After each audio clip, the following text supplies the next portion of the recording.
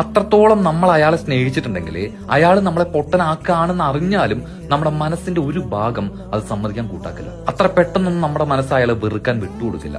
ചിലപ്പോൾ ഇത് ഇങ്ങനെ ആയതുകൊണ്ടായിരിക്കും, അങ്ങനെ ആയതുകൊണ്ടായിരിക്കും, അയാൾ ഒരു പാവായതുകൊണ്ട് പറ്റി പോണതായിരിക്കും, അല്ലാതെ അയാൾ എന്നോട് ഇങ്ങനെ ഒന്നും ചെയ്യില്ല എന്നൊക്കെ ഒരു 100 എക്സ്ക്യൂസുകൾ അയാളെ വെറുക്കാതിരിക്കാൻ നമ്മുടെ മനസ്സ് നമ്മളെ തന്നെ പറഞ്ഞു പഠിപ്പിക്കും. അതുകൊണ്ട് മാത്രമാണെന്ന് ഉറങ്ങാൻ പറ്റുന്നത്. ഇല്ല, അയാൾക്ക് എന്നെ ശരിക്കും ഇഷ്ടമാണ്, ഞാനില്ലാതെ അയാൾക്ക് പറ്റില്ല എന്ന് എനിക്ക് ഉറപ്പാണ്. ഈ ഒരു വിശ്വാസമാണ് പലരും മുന്നോട്ട് ജീവിക്കാൻ പ്രേരിപ്പിക്കുന്നത് തന്നെ. എന്നാൽ റിയാലിറ്റി ശരിക്കും മനസ്സിലാക്കാൻ പറ്റുന്നത് പുറത്ത് നിന്ന് ഈ കഥ മുഴുവനായി കാണുന്നവർക്കായിരിക്കും. ഈ പാവ ഒരു ആട്ടുപട്ടിയാണ്, ഇയാൾ അങ്ങോട്ടും ഇങ്ങോട്ടും തട്ടിക്കൊണ്ടിരിക്കുകയാണ്, ഇയാളുടെ ഇമോഷൻസ് വെച്ച് പന്താടുകയാണെന്ന് ചുറ്റുമുള്ള എല്ലാവർക്കും മനസ്സിലായാലും ഇയാൾക്ക് മാത്രം മനസ്സിലാവില്ല. മനസ്സിലാവാതെയാണോ?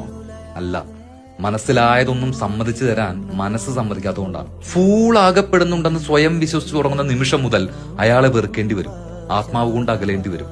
അതിനല്ലല്ലോ ഇത്രയും കാലം പൊന്നുപോലെ കൊണ്ടു നടന്നത്. പിന്നെയുള്ള ഒരേ ഒരു വഴി ഫൂളാക്കുന്നു എന്ന് അറിഞ്ഞിട്ടും അറിയാത്തതുപോലെ തുടർന്നും സ്നേഹിക്കുക, സ്നേഹത്തിന് വേണ്ടി യാചിച്ചുകൊണ്ടിരിക്കുക. സ്വന്തം വ്യക്തിത്വം, ഡിഗ്നിറ്റി, അഭിമാനം എല്ലാം അയാളുടെ കാൽക്കീഴിൽ തേഞ്ഞമരുമ്പോഴും ഉള്ളിൽ പറയും, ഇല്ല അയാൾക്ക് എന്നെ ഇഷ്ടമൊക്കെ തന്നെയാണ്, ഇപ്പൊ എന്തുകൊണ്ട് ഇങ്ങനെ ആയിപ്പോയെന്നേ ഉള്ളൂ, ഒരിക്കലെല്ലാം പഴയ പോലെ ആവും.